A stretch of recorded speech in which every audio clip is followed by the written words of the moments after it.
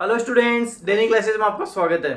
Rajasthan GK के top 100 question से देखेंगे जो आपके राजस्थान चतुश्रेणी कर्मचारी, पटवारी, ग्राम सेवक सबके लिए रामबाण होने वाले हैं।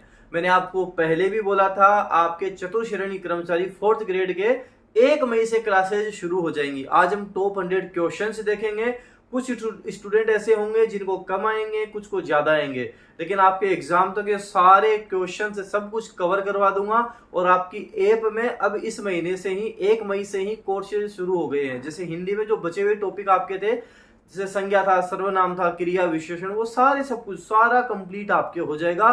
साथ साथ क्वेश्चंस भी होंगे। अब कई स्टूडेंट पूछ रहे थे कि सर ये जो पिछले साल के क्वेश्चंस कहाँ हम देखें। वैसे तो एग्जाम ही आपका पहली बार हो रहा है, लेकिन जो एग्जाम में अदर एग्जाम में जैसे एलडीसी में भी आए हुए हैं, इंपोर्टेंट हमारे क्वेश्चंस बनते कहाँ से देखें। आपको डेली क्लासेज की ऐप में आपके कोर्स में पिछले साल के जो जो इंपोर्टेंट क्वेश्चंस हैं, टॉपिक वाइज सारे क्वेश्चंस मिलेंगे। अलग से एक साथ भी क्वेश्चंस मिलेंगे, टेस्ट सीरीज भी मिलेगी। और ये सारा सब कुछ अभी आपको 399 में मिल जाएगा, मात्र 399 रुपए में। तो ये क्लासेज आपकी शुरू हो रही है। टॉप 100 क्वेश्चन अच्छे से देखो, समझो। नहीं आ रहे हैं कोई दिक्कत नहीं है, धीरे धीरे सारे आपको आने लग जाएंगे। और इसकी पीडीएफ फाइल डेली क्लासेज के टेलीग्राम चैनल पर आपको मिलेगी। तो चलिए हम शुरू करते हैं। पहला प्रश्न है अपना, सीताबाड़ी मेला मुख्यतः किस जनजाति से संबंधित है? तो हम सीताबाड़ी मेले की बात करें, सहरिया जनजाति से संबंधित है। किससे है? सहरिया जनजाति का कुंभ कहलाता है। सीताबाड़ी मेला 12 कहाँ लगता है? 12 में लगता है। तो रट लेना, कई बार एग्जाम में पूछा गया है कि सहरिया जनजाति का कुंभ कौन सा कहलाता है। सीताबाड़ी मेला 12 कहलाता है। 12 जिले की शाहबाद तहसील के केलवाड़ा गांव में ज्येष्ठ अमावस्या को ये मेला लगता है। अगला प्रश्न है आपके प्रश्न संख्या 2, निम्नलिखित में से कौन सा मेला कार्तिक पूर्णिमा पर कोलायत बीकानेर में लगता है? एक चीज रट लो, कैसे कपिल मुनि का मेला, कैसे कार्तिक पूर्णिमा और कैसे कोलायत बीकानेर। जीवन में कभी नहीं भूलोगे, बस क्या ध्यान रखना है, कैसे कपिल मुनि का मेला, कैसे कार्तिक पूर्णिमा, कैसे कोलायत बीकानेर। तो कपिल मुनि का मेला कहाँ लगता है? कोलायत बीकानेर में लगता है। कब लगता है? कार्तिक पूर्णिमा को लगता है। अगला प्रश्न है हमारे पास प्रश्न संख्या 3 कि बैलगाड़ी मेले के नाम से कौन सा मेला प्रसिद्ध है? कौन सा प्रसिद्ध है? शीतला माता का मेला प्रसिद्ध है। शीतला माता का मेला लगता कहाँ है? तो हम बात करें, ये चाकसू जयपुर में लगता है। चाकसू जयपुर में शीतला माता का मेला लगता है। इनकी सवारी क्या थी? गधा इनकी सवारी थी, ध्यान रखना। जीण माता का मेला राजस्थान के किस जिले में वर्ष में 2 बार आयोजित होता है? कितनी बार लगता है? वर्ष में 2 बार। तो बताओ कौन सा जिला है? सीकर है। सीकर में ध्यान रखना, रेवासा सीकर में लगता है। रेवासा सीकर में लगता है। जीण माता का मेला 2 बार लगता है, साल में 2 बार लगता है। कब कब लगता है? चैत्र व आश्विन की नवरात्रा को लगता है। प्रश्न संख्या 5 हमारी स्क्रीन पर है, कौन सा मेला वर्ष में 2 बार आयोजित होता है? प्रश्न संख्या 5। तो हम बात करेंगे, करणी माता का मेला वर्ष में 2 बार आयोजित होता है। जैसे करणी माता हो गई, जीण माता हो गई, शाकंभरी माता हो गई, दधिमती माता हो गई, इनके मेले वर्ष में 2 बार लगते हैं। प्रश्न संख्या 6 है कि भगवान शिव को समर्पित शिवाड़ के मेले का आयोजन राजस्थान के किस जिले में होता है? शिवाड़ का मेला राजस्थान के किस जिले में लगता है? तो सवाई माधोपुर में लगता है। सैसे शिवाड़, सैसे ही सवाई माधोपुर में लगता है। खेजड़ली में शहीद हुए नर नारियों के सम्मान में वृक्षों के संरक्षण से संबंधित मेला कौन सा है? खेजड़ली का मेला है। कौन सा है? खेजड़ली का मेला है। ये सारा इतिहास वगैरह मैंने आपको करवा भी रखा है। पूरा इतिहास पढ़ना, फिर ये प्रश्न करना, मजा आ जाएगा आपको। छेला बावजी और ग्यारस की रेवाड़ी राजस्थान की किस जनजाति के प्रमुख मेले हैं? तो हम बात करें डामोर जनजाति। डैसे डामोर, डैसे डूंगरपुर, रट लो, डैसे डामोर, डैसे डूंगरपुर। तो छेला बावजी और ग्यारस की रेवाड़ी राजस्थान की किस जनजाति? डामोर जनजाति। डामोर जनजाति कहाँ पाई जाती है? मुख्यतः बात करें डूंगरपुर। डैसे डामोर, डैसे डूंगरपुर। हाड़ौती का सुरंगा मेला कहाँ होता है? बताओ। हाड़ौती का सुरंगा मेला कहा जाता है? किसको कहते हैं? चंद्रभागा मेले को कहते हैं। चंद्रभागा मेला, ध्यान रखना है। और हम बात करें इसकी तो ये झालावाड़ का सबसे बड़ा मेला भी है, ध्यान रखना ये बात, जो चंद्रभागा नदी के किनारे लगता है। अगला प्रश्न है हमारे पास प्रश्न संख्या 11 कि मिर्ची बाजार राजस्थान के निम्नलिखित मेलों में से किसका एक प्रमुख आकर्षक है। तो मिर्ची बाजार की हम बात करें, नागौर मेला। कौन सा है? नागौर मेला। अटपटी पगड़ी चित्रकला की किस शैली से संबंधित है? ये मेवाड़ से संबंधित है, मेवाड़ से संबंधित है, ध्यान रखना। राजस्थान चित्रकला की जन्मभूमि बता दो फटाफट कि राजस्थान चित्रकला की जन्मभूमि किसे कहते हैं। तो हम बात करें मेवाड़, कौन सी क्या हो जाएगा? मेवाड़। मेवाड़ चित्रकला शैली का सबसे प्राचीन चित्रित ग्रंथ श्रावक प्रतिक्रमण सूत्र चूर्णी है, आपको ध्यान रखना। चित्रकार कमलचंद ने चित्रित किया था। चावंड शैली की चित्रकला किसके शासनकाल में प्रारंभ हुई थी? ये महाराणा प्रताप के शासनकाल में प्रारंभ हो गई थी। अगला प्रश्न है कि खेजड़ी को राजस्थान का राज्य वृक्ष कब बनाया गया था।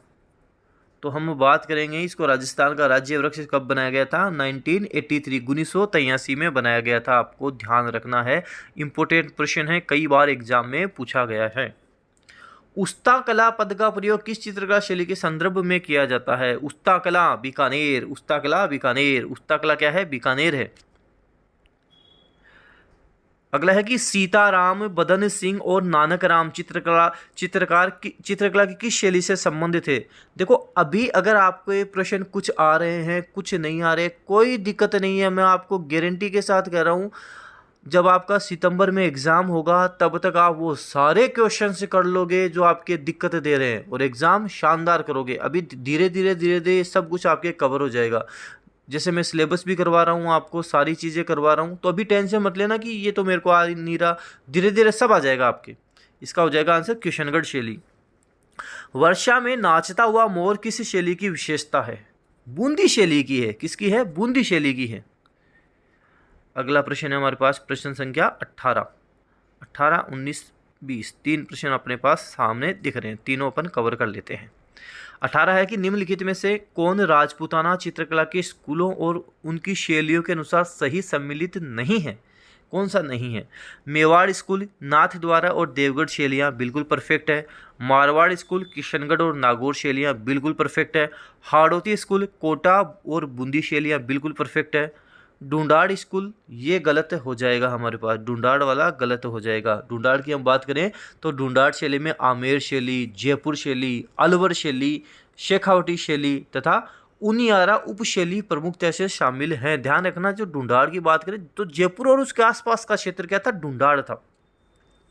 मोजमाबाद निम्नलिखित में से किस चित्रकला शैली का केंद्र था? मोजमाबाद हम बात करें आमेर चित्रकला शैली, आमेर चित्रकला शैली। उनियारा चित्रकला शैली चित्रकला की किन शैलियों का मिश्रण है? जयपुर और बूंदी शैलियों का मिश्रण है, जयपुर और बूंदी शैली। अब हमारे पास अगला प्रश्न है प्रश्न संख्या 21 कि तेजाजी का जन्म कहाँ हुआ था? जब तेजाजी महाराज अपने घोड़े पे चलते थे तो घोड़ा आवाज़ कैसे करता था? खड़ खड़ खड़ खड़। तो क्या है? खड़नाल नागौर। याद रखना, खड़ खड़ से क्या ध्यान रखोगे? खड़नाल नागौर। जिस तरीके से मैंने राजस्थान के मेले और त्यौहार करवा रखे हैं, एक बार आप देखोगे मज़ा ज़रूर आ जाएगा और सबको शेयर भी करोगे। अगला प्रश्न है हमारे पास कि काला और बाला देवता किसे कहा जाता है? तेजाजी को ही कहते हैं। काला और बाला देवता हम तेजाजी को ही कहते हैं। तेजाजी के घोड़े का नाम क्या था? लीलन था, लीलन। नेजा, जम्मा, रीखियाँ किस स्थानीय लोक देवता से संबंधित हैं? इनकी हम बात करें किससे संबंधित हैं? रामदेव जी से संबंधित है। ध्यान रखना, रामदेव जी से संबंधित है। पाबूजी को अवतार माना जाता है। किसका अवतार? पाबूजी राव सिंहा के वंशज हैं और लक्ष्मण के अवतार माने जाते हैं। वंशज राव सिंहा, अवतार लक्ष्मण के अवतार पाबूजी, आपको ध्यान रखना है। देखो एग्जाम लेवल के अकॉर्डिंग क्वेश्चंस आपको करवाऊंगा, सारे अच्छे से इनको कवर करना। भारतीय डाक विभाग ने किस लोक देवता की फड़ पर डाक टिकट जारी किया? कौन सा है बताओ आप? देव नारायण जी हैं। कौन है? देव नारायण जी हैं। 4 हाथों वाला लोक देवता किसे कहा जाता है? 4 हाथों वाले अपने लोक देवता कौन हो गए? कल्ला जी हो गए, कल्ला जी राठौड़। राजस्थान में कौन सा स्थान कपिल मुनि से संबंधित है? ये प्रश्न पहले आ चुका है। कैसे कपिल मुनि, कैसे कोलायत बीकानेर, कोलायत बीकानेर। अगला है कि कमायचा क्या है? बताओ कमायचा क्या है? वाद्य यंत्र है। क्या है? वाद्य यंत्र है। राजस्थान में कामड़ जाति के लोगों द्वारा निम्न में से कौन सा संगीत वाद्य बजाया जाता है? कामड़ जाति क्या बजाते हैं? तंदूरा बजाते हैं, तंदूरा। मुंह से बजाया जाने वाला वाद्य यंत्र कौन सा है? अलगोजा है। कौन सा है? अलगोजा है। राजस्थान के किस लोक वाद्य को जूझ हार्प भी कहा जाता है? कौन सा है? मोरचंग है। किसे कहते हैं? मोरचंग को कहते हैं। राजस्थान का आधिकारिक नृत्य कौन सा है? बताओ कौन सा है? घूमर है। राजस्थान का आधिकारिक नृत्य पूछे, बताना है। घूमर राजस्थान का आधिकारिक नृत्य है, सबको आना चाहिए। अगला प्रश्न देख लेते हैं। अगला प्रश्न है अपने पास कि गिंदड़ नृत्य राजस्थान के किस क्षेत्र में किया जाता है? शेखावाटी के क्षेत्र में किया जाता है। गिंदड़ हो गया, चंग हो गया, ढप हो गया, कच्ची घोड़ी हो गई, ये कहाँ के नृत्य हैं? शेखावाटी के नृत्य हैं। राजस्थान का निम्नलिखित में से वह कौन सा नृत्य है जिनमें मूल रूप से महिला नर्तिकाएं अपने कुछ गढ़ों को संतुलित करके एक साथ नृत्य करती हैं? कौन सा है? भवाई है। क्या बोलेंगे इसको? भवाई। गरासिया जनजाति द्वारा किया जाने वाला नृत्य कौन सा है? गरासिया, वालर, गरासिया, सिरोही। रट लो, वालर, गरासिया, सिरोही। तो कौन सा नृत्य है? वालर। कौन करता है? गरासिया जनजाति। कहाँ पाई जाती है? सिरोही में। तो वालर, गरासिया, सिरोही, 2-4 बार बोलोगे ना रट जाएगा। वालर, गरासिया, सिरोही। वालर क्या है? नृत्य है। कौन करती है? गरासिया जनजाति। कहाँ होता है? सिरोही में। शंकरिया नृत्य संबंधित है। शंकरिया किससे संबंधित है? बताओ। कालबेलियों से संबंधित है। शंकरिया नृत्य कालबेलियों से संबंधित है। बिंदोरी कहाँ का प्रमुख लोक नृत्य है? झालावाड़ का है। बिंदोरी कहाँ का है? झालावाड़ का है। राजस्थान के किस क्षेत्र की रम्मत अधिक प्रसिद्ध है? बताओ। बीकानेर की रम्मत अधिक प्रसिद्ध है। राजस्थान का कौन सा क्षेत्र हो गया? बीकानेर। तो बीकानेर की रम्मत अधिक प्रसिद्ध है। चार बेत कहाँ का लोक नृत्य है? बताओ। चार बेत कहाँ का लोक नृत्य है? टोंक का है। टोंक का लोक नृत्य है।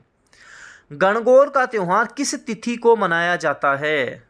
बोलते हैं ना राजस्थान में कि तीज त्योहारा बावड़ी ले डूबी गणगौर। गणगौर पे राजस्थान के त्योहारों का समापन हो जाता है। गणगौर बनाते हैं चैत्र की शुक्ल तृतीया को। चैत्र की शुक्ल तृतीया को। नेवलों की पूजा करते हैं नेवला नवमी को। तो हम बात करेंगे नेवला नवमी की। तो नेवला नवमी, नवमी कहाँ है? नवमी केवल इस ऑप्शन में है, जिसको क्या बोलते हैं? नीडरी नवमी। तो ये ध्यान रखना। अगला प्रश्न है दजिया और चिमाता राजस्थान की किस जनजाति से संबंधित है? दजिया और चिमाता भील जनजाति से संबंधित है। ध्यान रखना, दजिया और चिमाता भील जनजाति से संबंधित है। गरासिया जनजाति प्रधानतः कहाँ पाई जाती है? पहले बताया था मैंने, वालर, गरासिया, सिरोही। वालर क्या है? नृत्य। कौन करता है? गरासिया जनजाति। और गरासिया जनजाति कहाँ पाई जाती है? सिरोही में पाई जाती है अपने। अगला प्रश्न है अपने प्रश्न संख्या 44 कि राजस्थान की वह कौन सी जनजाति है जो अपने मकान के दरवाजे बंद नहीं रखती है? कंजर है। कौन सी है? कंजर। ध्यान रखना है, कंजर क्या है? अपने मकान के दरवाजे बंद नहीं रखती है, कंजर जनजाति। सांसी जनजाति के लोग राजस्थान के किस जिले में मुख्य रूप से पाए जाते हैं? भरतपुर में पाए जाते हैं। मुख्य रूप से कहाँ? सांसी जनजाति के भरतपुर में पाए जाते हैं। मीनाकारी की थेवा कला के लिए राजस्थान का कौन सा स्थान प्रसिद्ध है? मीनाकारी की थेवा कला के लिए प्रतापगढ़ प्रसिद्ध है। मीनाकारी की थेवा कला प्रतापगढ़ प्रसिद्ध है। राजस्थान में ब्लू पोट्री का प्रमुख केंद्र कौन सा है? राजस्थान में ब्लू पोट्री का प्रमुख केंद्र जयपुर है। कौन सा है? जयपुर है। ब्लू पोट्री कहाँ की फेमस है? जयपुर की फेमस है। जयपुर में आप आमेर की तरफ जाओगे, वहाँ काफ़ी ब्लू पोट्री से संबंधित आपको दिखने को मिलेगा। अजरख प्रिंट के लिए राजस्थान का कौन सा स्थान प्रसिद्ध है? अजरख प्रिंट बाड़मेर प्रसिद्ध है। कौन सा? बाड़मेर प्रसिद्ध है। रूपायन संस्थान कहाँ स्थित है? बोरुंदा में स्थित है। ध्यान रखना, रूपायन संस्था बोरुंदा जोधपुर में स्थित है। गोना रस्म किससे संबंधित है? बताओ। गोना रस्म तो विवाह से संबंधित है। विवाह से संबंधित है। मादलिया नामक आभूषण महिलाओं द्वारा शरीर के किस अंग में पहना जाता है? तो ये जो मादलिया है ये गले में पहना जाता है, गले में पहना जाता है। राजस्थानी भाषा के लिए राजस्थानी शब्द का प्रयोग सर्वप्रथम किसने किया? देखो ध्यान रखना, इसमें कर्नल जेम्स टोड मत करके आ जाना, क्योंकि ये राजस्थानी भाषा के लिए बोला है, ना कि राजस्थान के लिए बोला है। तो इसमें आंसर हम बना होगा George Abraham Grierson. George Abraham Grierson हमारा उत्तर होगा। राजस्थान के बारे में बताओ कौन सा कथन सत्य है? इसका आकार विषम कोण चतुर्भुज के समान है, बिल्कुल सत्य है। अगला है इसका उत्तर से दक्षिण विस्तार 869 किलोमीटर है। उत्तर से दक्षिण कितना है? 826 है। पूर्व से पश्चिम 869 है, ध्यान रखना, तो ये गलत हो जाएगा। इसकी स्थलीय सीमा 6920 किलोमीटर है, नहीं है, कितनी है? 5920 है, 5920 है। इसका क्षेत्रफल 3,42,239 वर्ग किलोमीटर, 3,42,239 वर्ग किलोमीटर है। तो ये तीनों लास्ट के गलत हैं, ऊपर वाला सही है। प्रश्न संख्या 54 हमारी स्क्रीन पर हम देख लेते हैं अच्छे से। 54, 55, 56 तीन हमारी स्क्रीन पर आ गए हैं। प्रश्न पूछा है, अच्छा राजस्थान की बाउंड्री से सीमा से ही है कि जिस जिले में 70 डिग्री पूर्वी देशांतर रेखा गुजरती है वह कौन सा जिला है? तो हम बात करेंगे 69 डिग्री 30 मिनट पे कौन सा जिला आ रहा है, यहाँ पे हम बात करेंगे। तो यहाँ पे हमारे पास आ रहा है जैसलमेर जिला। जैसलमेर जिला आपको ध्यान रखना है। देखो ये मैंने आपको जो राजस्थान की बेसिक जियोग्राफी की क्लास है ना, एक बार मेरे देखना आप, ये चीज़ें आपको बहुत अच्छे से समझ में आएंगी, कवर होंगी। राजस्थान की प्री कैम्ब्रियन चट्टानों का आधारभूत वर्णन किसने किया है? ये A.M. हेरोन ने किया है, A.M. हेरोन ने किया है। थार मरुस्थल में ढांड के नाम से जाना जाता है, किसे कहते हैं? चंद्राकार बालू का स्तूप में गर्त क्या कहलाते हैं? थार मरुस्थल में ढांड के नाम से जाना जाता है, चंद्राकार बालू का स्तूप में गर्त। जैसलमेर में किस प्रकार के बालू का स्तूप पाए जाते हैं? देखो जैसलमेर में हम मुख्यतः बात करें तो ये पैराबोलिक हैं, जिसमें पैराबोलिक बोल रहा है, पैराबोलिक ये पाए जाते हैं। अनुदित रे भी पाए जाते हैं। तो इसका आंसर हम बोलेंगे ब और स दोनों पाए जाते हैं। ये जो पवन की दिशा के जो समानांतर बढ़ने वाले बनने वाले हैं ना, ये बालू का स्तूप, इनको हम बोलते हैं। तो ये ध्यान रखना, ब और स अपना दोनों सही हो जाएगा, दोनों हमारा उत्तर हो जाएगा। अगला प्रश्न है अपने पास कि कौन से बालू का स्तूप प्रचलित पवन की दिशा के समानांतर विकसित होते हैं? कौन से होते हैं? इसमें से हम ऑप्शन में बात करेंगे तो अपना ऑप्शन आंसर हो जाएगा फर्स्ट, सीफ होते हैं। सीफ हम बात करेंगे। बरखान के निर्माण में जब पवन की दिशा में परिवर्तन होता है तो बरखान की भुजा आगे की ओर समानांतर बढ़ जाती है, जिसे हम सीफ कहते हैं। ध्यान रखना, एग्जाम में पूछा गया प्रश्न है। लाठी सीरीज क्या है? बताओ लाठी सीरीज क्या है? लाठी सीरीज किसे कहते हैं? भूमिगत जल पट्टी को कहते हैं। भूमिगत जल पट्टी, जो जैसे में उसके आसपास वाला क्षेत्र है जहाँ पे पानी पाया जाता है, पानी आपको मिल जाएगा, तो वो जो भूमिगत जल पट्टी है उसे हम क्या बोलते हैं? लाठी सीरीज उसे हम कहते हैं। इसी क्षेत्र में आपको चांदल नलकूप मिल जाएगा, जिसे हम थार का गढ़ा भी कहते हैं, ये भी ध्यान रखना। अरावली पर्वत की सबसे अधिक ऊंचाई किस जिले में स्थित है? सिरोही जिले में स्थित है। सिरोही वाला क्षेत्र सबसे ऊंचाई यही है। यही अपने गुरु शिखर है, जिसे कर्नल जेम्स टोड ने संतों का शिखर कहा है, ये ध्यान रखना आप। अगला प्रश्न देखते हैं, प्रश्न संख्या 61 का अपन कवर करते हैं।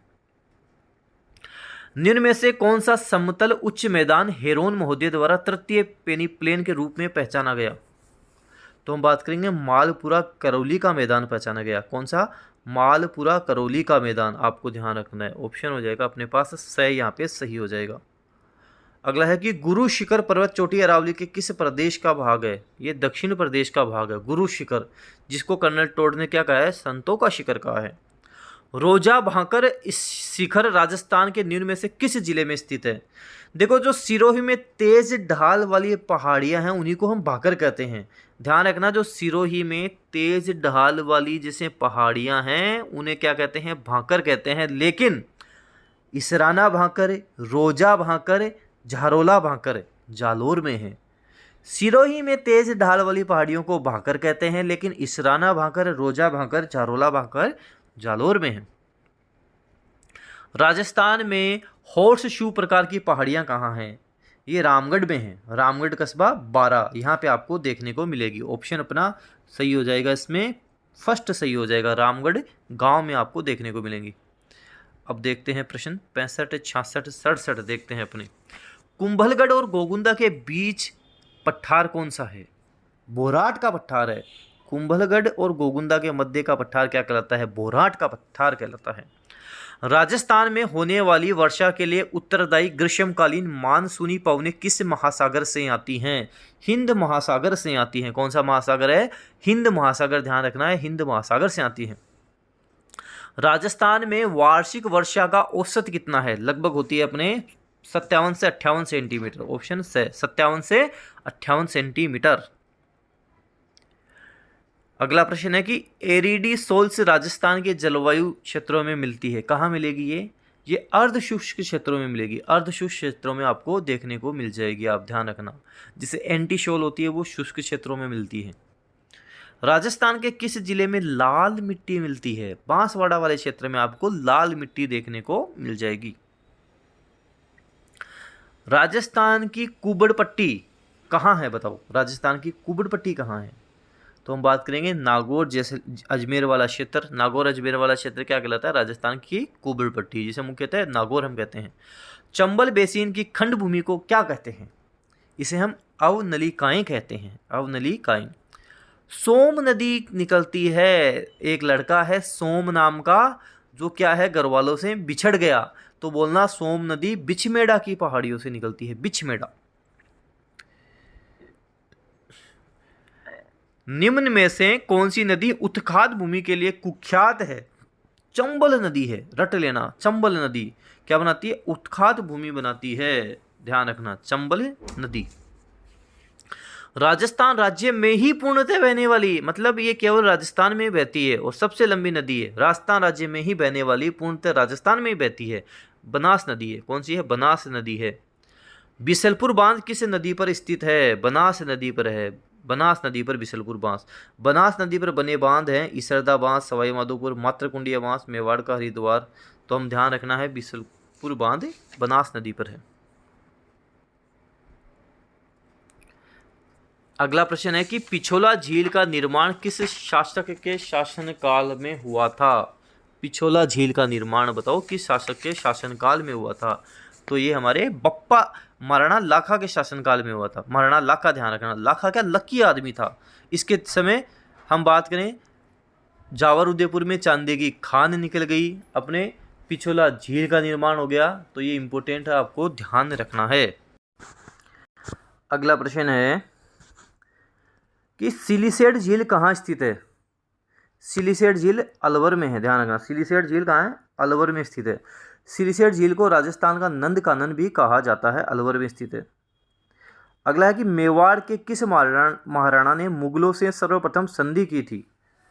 हम बात करें कि मेवाड़ के किस महाराणा ने मुगलों से सबसे पहले संधि की थी? तो अमर सिंह ने की थी। अमर सिंह ने सबसे पहले मुगलों से संधि की थी।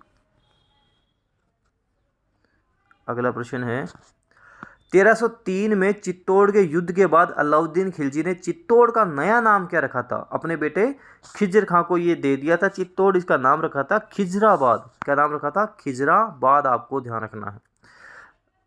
अगला प्रश्न है प्रश्न संख्या 80। चित्तौड़ के विजय स्तंभ के बारे में निम्न तथ्यों को पढ़िए। यह प्रसिद्ध है कि इसने महाराणा कुंभा ने बनवाया था, ठीक है। कुल 11 मंजिलें हैं, नहीं हैं। इसमें जेता की मूर्ति भी उत्कीर्ण है, ठीक है। हम बात करें अवश्य सही है। प्रश्न संख्या 81 देखते हैं।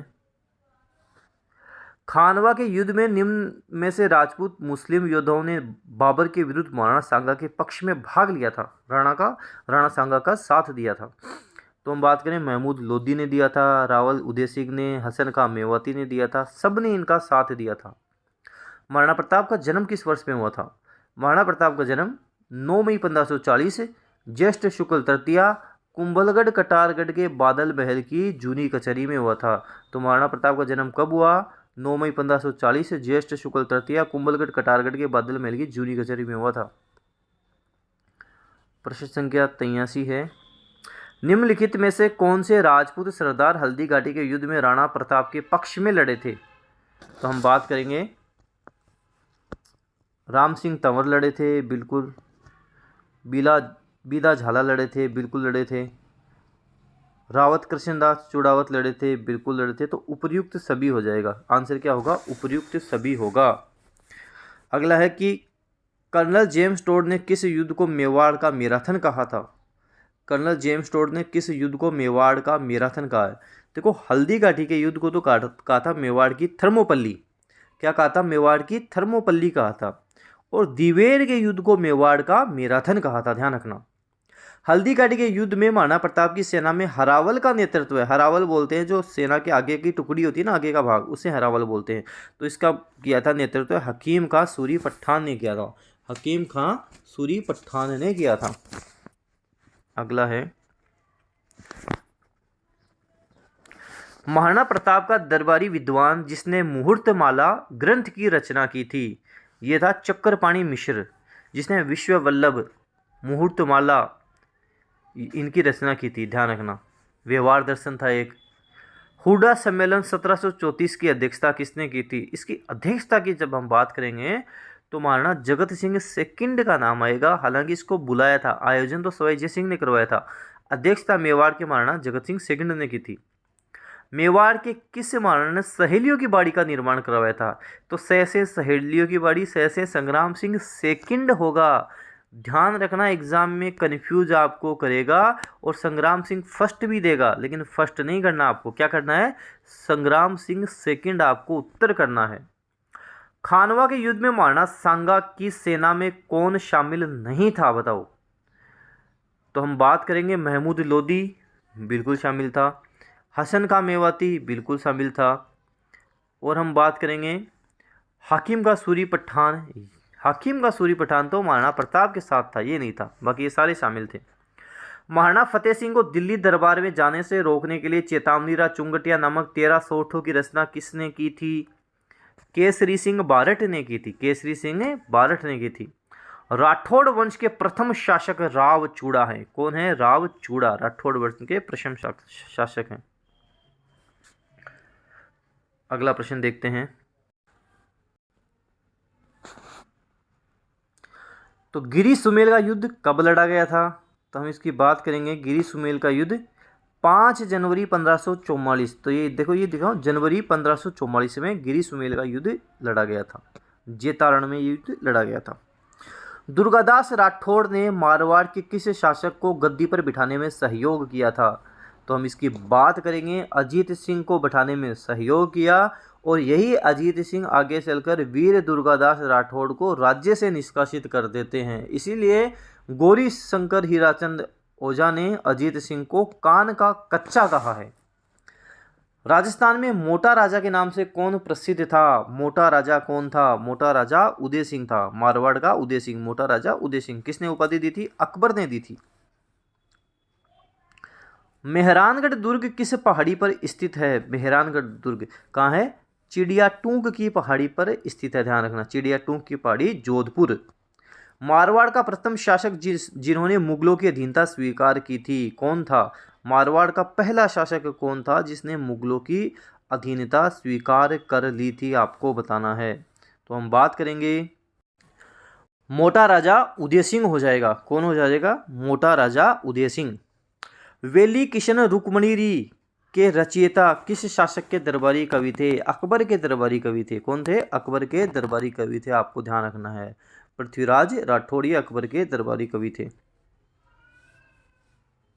जिसको दूसरा आड़ा ने क्या कहा था, 5वां वेद व 19वां पुराण कहा था। आमेर के किस शासक ने मुगलों से सर्वप्रथम संधि कर ली थी। देखो, ऐसे प्रश्न एग्जाम में बड़े पूछे जाते हैं। किस शासक ने, आमेर का पूछ लेगा आपसे, मारवाड़ का पूछ लेगा, मेवाड़ का पूछ लेगा, तो ध्यान रखना आपको। तो आमेर का कौन शासक था जिसने सबसे पहले मुगलों से संधि कर ली थी। ये हमारे कौन थे, भारमल। किसने लिया था ये भार तो भारमल ने ले लिया था, भारमल, ध्यान रखना। निम्नलिखित में से किस शहर में सवाई जयसिंह ने वेधशाला का निर्माण नहीं करवाया था। करवाया किस में था, वो रट लो। डीजे बम, क्या बोलोगे, बोलो डीजे बम। ऐसे बोलो, डीजे पे क्या करते हैं, बम, डीजे बम, डीजे बम। तो डी से हो जाएगा दिल्ली, जे से हो जाएगा जयपुर, बी से हो जाएगा बनारस, यू से हो जाएगा उज्जैन, और एम से हो जाएगा मथुरा। तो हमारे पास कौन सा नहीं है इसमें, आगरा नहीं है। दिल्ली हो गया, जयपुर हो गया, बनारस हो गया, उज्जैन हो गया, मथुरा हो गया, आगरा नहीं होगा। जयपुर को गुलाबी रंग निम्न द्वारा दिया गया, कौन दिया था। महाराजा सवाई राम सिंह सेकंड ने जयपुर को गुलाबी रंग में रंगवाया था, ध्यान रखना। तो ये 100 इंपॉर्टेंट क्वेश्चंस ढंग से अच्छे से देखना। ऐसे ही क्वेश्चंस जो एग्जाम से रिलेटेड होंगे कर गए 100% एग्जाम निकाल लोगे, कहीं दिक्कत नहीं आएगी। अभी आपके जो कोर्स है नाम मात्र की प्राइस में भी आपको मिल रहा है, केवल 399 में आपको कोर्स मिलेगा, PDF फाइल मिलेंगे, क्वेश्चंस टॉपिक वाइज क्वेश्चंस मिल जाएंगे, साथ ही आपको हम बात करें टेस्ट वगैरह सब कुछ यहाँ पे आपको मिलने वाला है केवल 399 रुपये में। और टेलीग्राम चैनल भी आप ज्वाइन कर लेना, डेली क्लासेस नाम से ही टेलीग्राम चैनल है, वहाँ PDF फाइल आपको जरूर मिलती रहेंगी। वीडियो को जितना हो सके शेयर जरूर करें, चैनल पे नए सब्सक्राइब कर लेना। धन्यवाद।